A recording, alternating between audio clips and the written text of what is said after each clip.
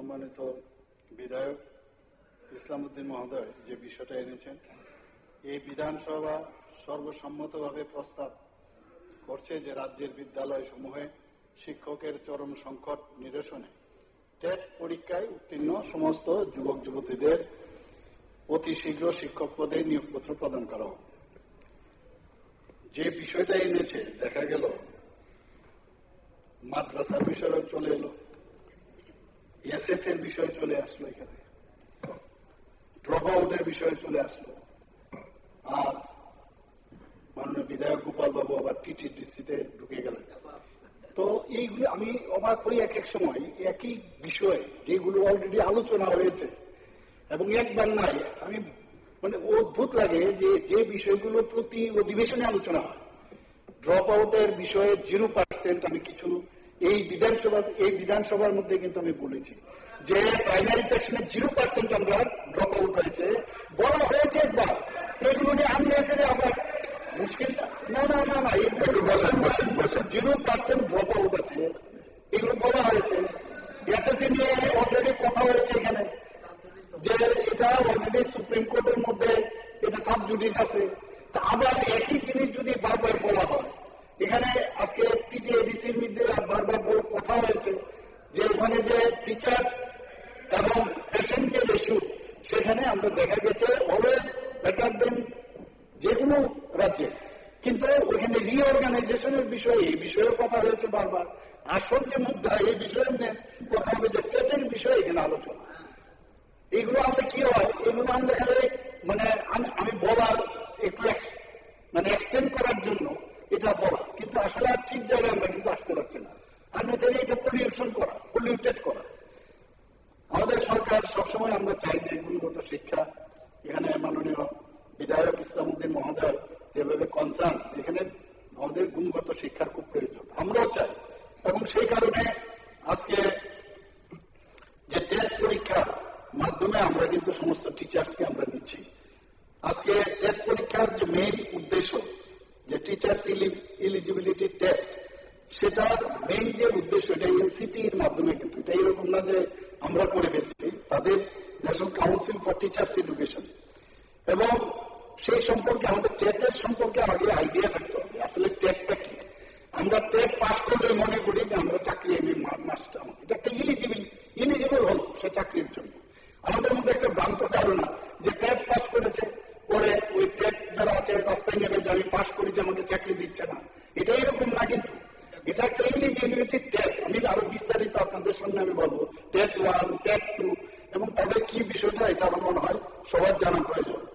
এই যে আপনার এনসিটি যে নির্দেশনা, নিম্ন বুনিয়াদী মানে ক্লাস 1 থেকে ক্লাস 5 পর্যন্ত, এবং উচ্চ মাধ্যমিক যে আছে সেটা হচ্ছে 6 থেকে 8। এই যে শিক্ষকতার জন্য এটি একটা মিনিমাম টেট 1, টেট 2, এর জন্য মিনিমাম যে কোয়ালিফিকেশন রাখা হয়েছে সেটা হচ্ছে TET 1 A teachers eligibility test paper 1 conducted for the post of under graduate teacher for, ওই যেটা আমি বললাম প্রাইমারি সেকশনে। আর টেট 2 হচ্ছে teachers eligibility test paper 2 conducted for the post of graduate teacher for upper primary, ওই 6 থেকে 8 পর্যন্ত। তো এখানে আমরা অনেক সময় এটা কিন্তু পাস করলো আইন কিন্তু বলছি না you are bound to give them, যে তাদের চাকরি দিতে হবে। তো এলিজিবল হয়ে গেল, কারণ যে এখন রুলস আগে যেভাবে 10,323 চাকরি দিয়েছে, এখন তো আর সেইভাবে দেওয়া যাবে না। এখন কাজে এই টেট পাস করতে হবে, কিছু রুলস রেগুলেশন করছে তার মাধ্যমে, এবং এতে করে দেখা যাচ্ছে আমরা যেভাবে চাকরি দিচ্ছি এবং গুণগত শিক্ষার কথা বলছি, টেটের যে টিচাররা এখন আসছে really they are very good এবং এক্সেপশনাল। এত সুন্দর ওনাদের মানে বডি ল্যাঙ্গুয়েজ দেখে, আমি যখন ওনাদেরকে অফার লেটার দিচ্ছিলাম, 2-3 বার দিয়েছি, আমি দেখেছি এদের মানে বডি ল্যাঙ্গুয়েজই মানে অন্যরকম। কাজে আগামী দিন আমাদের যে শিক্ষার যে মান আমরা যেটা বলছি সেটা খুবই দরকার। এখানে এই টেট নিয়ে সবসময় একটা আন্দোলন করার বা করানো হয়, তো এটা আমার মনে হয় যে আমরা তো টিচার যেহেতু কম আছে, তো আমরা নিশ্চয়ই আমরা পর্যায়ক্রমে এটা একটা ধারাবাহিকতা আছে, সেইভাবে আমরা কিন্তু করে যাচ্ছি। এবং এখানে আমরা যে বিষয়গুলো আমরা করছি এর মধ্যে আপনাদের অবগতির জানাচ্ছি যে সব প্রশ্নগুলো এখানে এসছে, যে আপনারা বলছিলেন যে আমাদের সময়ে এরকম কিন্তু হতো না, বছরে দুবার করতাম ইত্যাদি করতাম। তো সেখানে আমরা যদি তুলনামূলক যদি আমি দেখি বামফ্রন্টের সময়, যে সেখানে কি দেখা যাচ্ছে যে বিগত সরকার অর্থাৎ 2015 সাল থেকে 2018 মার্চ মাসের আগে পর্যন্ত TET 1, TET 2 teachers eligibility test যেটা হয়েছে পেপার 1, পেপার 2, সেখানে মাত্র যারা উত্তীর্ণ হয়েছে 75% আপনারা নিয়েছেন, 75% তাদেরকে এক্সাম করেছেন। আর অন্যদিকে আমাদের সরকার 2018 সালে যখন আসলো 6টি টেট 1, টেট 2 পরীক্ষা আমরা নিয়েছি। দেখা গেছে এই কাল পর্বে উত্তীর্ণ প্রার্থীদের 78% প্রার্থীকে আমরা কিন্তু এই চাকরির সংস্থান আমরা দিয়েছি। তাহলে আপনি এটা বলতে পারবেন না যে আমাদের সময়ে আর সবসময় বেশি দিয়েছেন, এটা কিন্তু এখান থেকে বোঝা যায়। আজকে যারা টেট পাস করেছে, আমরা সবসময় চাই যে আমাদের যে খামতিগুলো আছে, আমাদের গ্যাপ ভ্যাকেন্সিগুলো আছে, তাদেরকে যখনই, কারণ এখানে ফিনান্স ডিপার্টমেন্টের বিষয় আছে এবং ফিনান্সের থেকে যদি সেইভাবে আর্থিক সাহায্য হয়, এটা একটা প্রসেস, সেই প্রসেসে আমরা কিন্তু বারবারই আমরা সেটা নিচ্ছি। কিন্তু বারবার যদি আমরা বলি যে না আমরা টেট পাস করেছে তাদেরকে চাকরি আমরা দিতে হবে, সেই বিষয়টা এরকম না, আমরা কিন্তু দিচ্ছি সেইভাবে। রাজ্য সরকার সবসময় চায় মেধাবী ও যোগ্য প্রার্থীরা বিদ্যালয়ে নিযুক্ত হোক এবং সেই নিযুক্তি সর্বদা শূন্য পদ, একটা অর্থ দপ্তরে আছে, আবার শূন্য পদের উপরেও ডিপেন্ড করে এবং এই অর্থ দপ্তর যখন মঞ্জুরি হয় তখনই সেটা সম্ভব হয়। এখানে আরেকটি বিষয় উল্লেখ করা প্রয়োজন, যারা যখনই রাজ্যের চরম সংকটের কথা এখানে বলা হয়েছে, যা পুরোপুরি সঠিক নয়, এরকম বিষয় না। সামগ্রিক প্রেক্ষিতে অনুধাবন করলে দেখা যায় যে কিছু কিছু টিচার এখন অবসরে গেছে। অবসর যখন যায় তখন অবসরে গেল আর সাথে সাথে কালকে তাকে আরেকজনকে ফিল আপ করে দেবে, এরকমটা হয় না। তো কিন্তু একদম এক্সট্রিম অবস্থা হয়ে গেছে যে টিচার নেই এরকমটা না, কিন্তু পরিস্থিতি এরকম হয়নি, স্বল্পতা রয়েছে কিন্তু ভয়াবহ আকার কিন্তু ধারণ করেনি।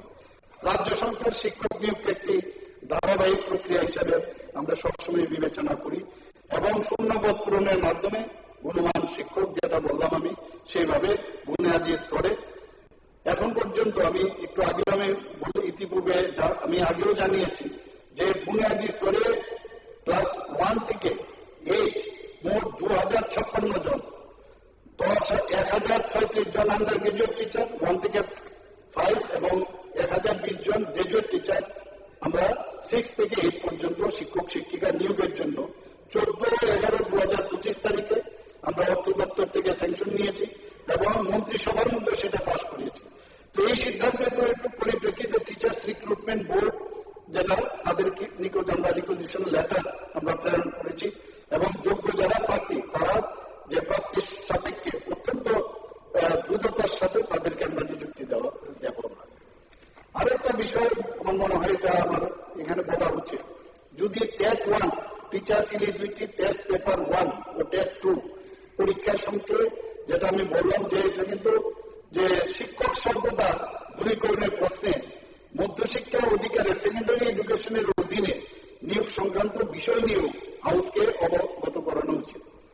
মধ্যশিক্ষা অধিকারের সেকেন্ডারি এডুকেশন অধীনে, যেটা এখানে টেটের বাইরেও কথা হয়েছে, যে বিদ্যালয়গুলিতে শিক্ষক সংকট দূর করার লক্ষ্যে দপ্তর ইতিমধ্যে স্পেশাল এডুকেটর পদে 57 জনকে নিয়েছে এবং ফিজিক্যাল এডুকেশন টিচার পদে 106 জনকে অফার প্রদান করা হয়েছে। এছাড়াও বিদ্যালয় মধ্যশিক্ষা অধিকারের অধীনে 700টি স্নাতক শিক্ষক, নবম দশম শ্রেণী, 915টি বিষয় শিক্ষকের এবং 118টি পিজিটি কম্পিউটার সায়েন্স পদে নিয়োগের জন্য টিচার্স রিক্রুটমেন্ট বোর্ড ত্রিপুরা সেখানে প্রস্তাব পাঠানো হয়েছে। ইতিমধ্যে টিআরবিটি উক্ত পদগুলি নিয়োগের পরীক্ষা গ্রহণ করেছে। আশা করা যায় অতি সত্বর এই পদগুলোর শিক্ষক নিয়োগ করা হবে। কাজে বলা যায় রাজ্যের কিছু ক্ষেত্রে পঠন পাঠনের শিক্ষক স্বল্পতা যেমন একটি বাস্তব চিত্র, তেমনি নতুন নিয়োগের মাধ্যমে সেই স্বল্পতা দূরীকরণের সরকারের আন্তরিক প্রচেষ্টা রয়েছে এবং সক্রিয় প্রচেষ্টা রয়েছে। বুনিয়াদী স্তরে বর্তমানে নিয়োগ প্রক্রিয়ায় যে সামান্য বিলম্ব পরিলক্ষিত হয়েছে মাননীয় বিধায়ক বলছিলেন, তার মূলে রয়েছে কিছু অনিবার্য আইনি জটিলতা। যেটা বুঝতে হবে আমাদের, বিদ্যালয়ের বুনিয়াদী স্তরে শিক্ষক নিয়োগের জন্য national council for teachers education 2 বছরের ডিএলএড মানে ডিপ্লোমা ইন এলিমেন্টারি এডুকেশন বাধ্যতামূলক ঘোষণা করেছে। পরবর্তী সময়ে কর্মরত শিক্ষকদের বাধ্যতামূলক প্রশিক্ষণের জন্য 2017 সালে 18 মাসের একটি কোর্স স্পেশাল প্রভিশন হিসেবে চালু করা হয়েছিল, সেটা আপনারা নিশ্চয়ই জানেন। এবং কর্মরত শিক্ষকদের প্রশিক্ষণের জন্য NIOS অর্থাৎ national institute of open schooling এর দায়িত্ব পেয়েছিল। নির্দেশ ছিল 2019 সালে 31 মার্চের মধ্যে এই কোর্স সম্পন্ন করতে হবে। এখানে উল্লেখ্য যে এই যে NIOS কর্তৃক 18 মাসের এই যে ডিএলএড কোর্স যারা করেছেন প্রার্থীরা যথাসময়ে প্রয়োজনীয় নথিপত্র দাখিল করতে না পারা টিআরবিটি দ্বারা টেট সার্টিফিকেট প্রদান করা যায়নি।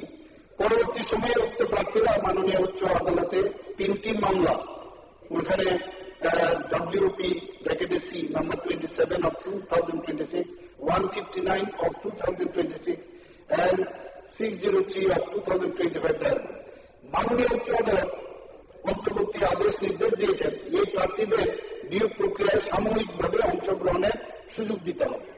মাননীয় আদালতের এই নির্দেশ কার্যকর করতে গিয়ে টিআরবিটিকে অনলাইন আবেদনের সময়সীমা বাড়াতে হয়েছিল। সেই মোতাবেক 12 মার্চ 2026 তারিখ পর্যন্ত টিআরবিটি দপ্তরের প্রার্থীদের নথিপত্র যাচাই ও স্ক্রুটিনি প্রক্রিয়া সম্পন্ন হয়েছে।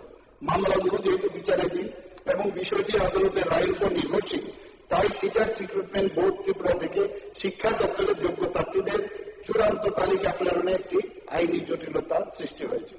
আমি দৃঢ়তার সাথে বলতে চাই হাউসের মাধ্যমে, মাননীয় অধ্যক্ষ মহোদয় আপনার মাধ্যমে, আমাদের সরকার যুব সমাজের আবেগের প্রতি শ্রদ্ধাশীল। আমাদের এখানে যারা অপোজিশনে আছেন তারা তো বলেন খালি যে যুব সমাজ নিয়ে খুব চিন্তা করেন, কিন্তু আমরা কোন অবস্থায় এমন না যে আমরা যুব সমাজ নিয়ে চিন্তিত নই, আমরা বেশি পরিমাণে আরো চিন্তা করি, কারণ এখন যেহেতু আমরা দায়িত্বে আছি। বুনিয়াদী শিক্ষার অধিকার সুনিশ্চিত করতে এবং বিদ্যালয়গুলিতে যাতে শিক্ষক সংকট আরো তাড়াতাড়ি করে মোচন করা যায় তার জন্য আমাদের সরকার বদ্ধপরিকর।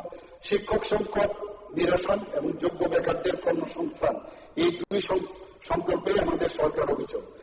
যেহেতু নিয়োগের বিষয়টি মাননীয় উচ্চ আদালতের বিবেচনাধীন, তাই এই প্রাইভেট মেম্বার রেজলিউশন খারিজ করা হবে।